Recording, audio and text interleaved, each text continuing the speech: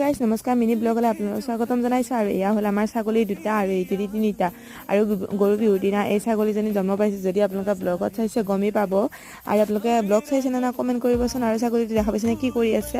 আৰু আমাৰ ছাগলী যিহেতু দুটা সি মানে মাক বুলি কৈ মানে ইয়াত গাখীৰ খাব যায় সদায় এনেকৈ। আৰু এতিয়া মানে কঁঠালৰ পাত খাই আছে আৰু এইটো হৈছে মই আৰু গা পা ধুই মানে অৱস্থা নাই আৰু ইমান গৰম আজি সেইকাৰণে মানে গা পা ধুলোঁ। আৰু এয়া হৈছে চব্জিৰ বাকলি দেউতাই স্কুলৰ পৰা আনিছিলে ছাগলীকেইটাক মই দি দিলোঁ। আৰু এয়া হৈছে কেকৰ বাচন আৰু ধুই পখালি ইয়াতে থৈ দিছোঁ।